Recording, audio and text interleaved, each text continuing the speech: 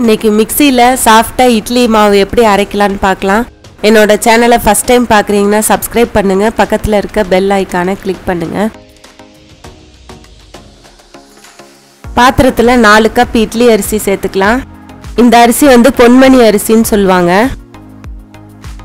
இட்லி அரிசி சேர்த்துக்கலாம். இட்லி அரிசி இல்லைன்னா புழுங்கல் அரிசி கூட சேர்த்துக்கலாம். அதில் செஞ்சாலுமே இட்லி நல்லா சாஃப்டாக வரும்.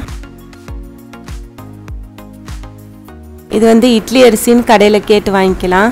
இந்த மாதிரி குண்டு குண்டா இருக்கும்.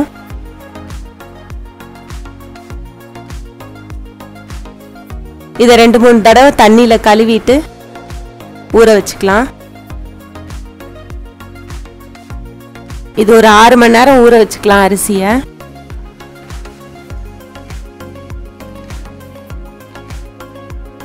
வேற ஒரு பாத்திரத்தில் 1 கப் குண்டு உளுந்து எடுத்திருக்கேன், அதை சேர்த்துக்கலாம். தோல் உளுந்தா இருந்ததுன்னா 1/4 கப்பு சேர்த்துக்கலாம். இது 2-3 தடவை தண்ணியில் நல்லா கழுவிட்டு ஊற வைக்கணும். ஏன்னா அதே தண்ணி ஊற்றி தான் அரைக்க போகிறோம்.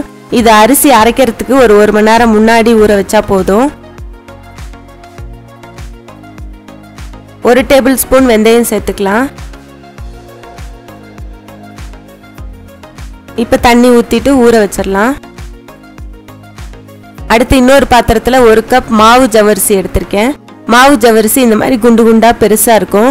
நைலான் ஜவ்வரிசியும் தனியாக இருக்குது. இது வந்து மாவு ஜவ்வரிசி. இது வந்து ஒரு 15 நிமிஷம் ஊற வச்சா போதும்.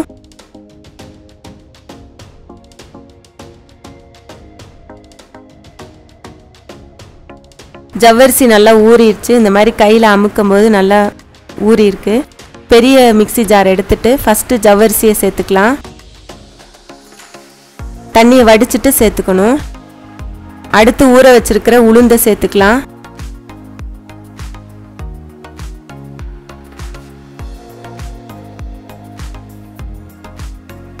கொஞ்சமா தண்ணி ஊற்றி அரைச்சிக்கலாம்.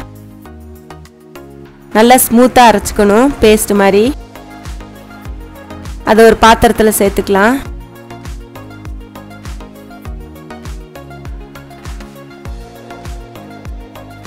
அடுத்து அரிசியை சேர்த்துக்கலாம். இந்த மாதிரி மிக்சியில் வந்து மாவு அரைக்கும் போது ஐஸ் கியூப் போட்டு கூட அரைச்சிக்கலாம். ஏன்னா மிக்சியில் மாவு அரைக்கும் போது மாவு சூடாக இருக்கும், அதுக்காக ஐஸ் கியூப் சேர்த்துக்கலாம்.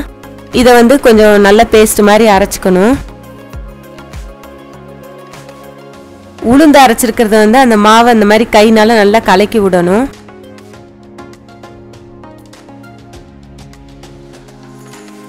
இந்த மாதிரி செய்யறதுனால மாவு நல்லா பொங்கி வரும். அரைச்சி வச்சிருக்க அரிசி மாவை சேர்த்துக்கலாம்.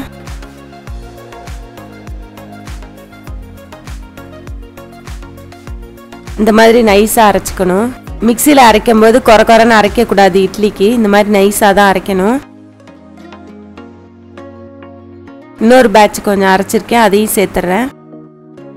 1.5 டேபிள் ஸ்பூன் உப்பு சேர்த்துக்கலாம். நான் கல் உப்பு சேர்த்துருக்கேன்.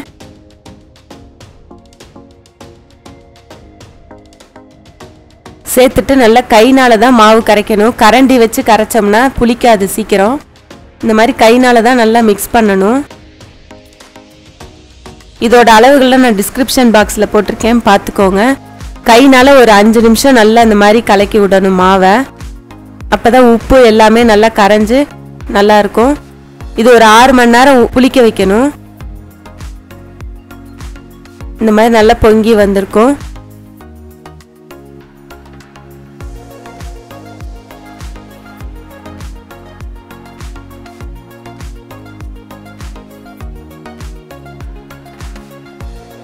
இப்போ நல்லா மிக்ஸ் பண்ணிக்கலாம் கரண்டினால. இட்லி தட்டை எடுத்துட்டு துணி இந்த மாதிரி நல்லா ஈரப்படுத்திக்கணும். அதுக்கப்புறம் ஒரு கரண்டியாக மாவு எடுத்து ஊற்றிக்கலாம்.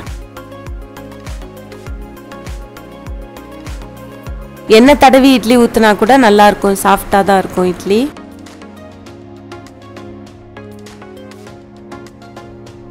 இந்த மாதிரி இட்லி பாத்திரத்தில் முன்னாடியே தண்ணி ஊற்றி ஒரு 5 நிமிஷம் நல்லா கொதிக்க விட்டு அதுக்கப்புறம் ஊற்றி வச்சிருக்க தட்டை உள்ளே வச்சோம்னா இந்த மாதிரி செய்யறதுனால இட்லி சாஃப்டாக வரும்.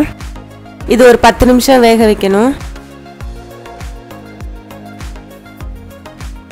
நல்லா இட்லி வெந்திருக்கு. அதை தண்ணி ஊற்றி இப்படி தொட்டு பார்த்தா கையில் ஒட்டக்கூடாது. அதை ஒரு தட்டில் மாற்றிக்கலாம். துணி மேலே கொஞ்சமாக தண்ணி தெளித்து விடணும். துணியை எடுத்துடலாம்.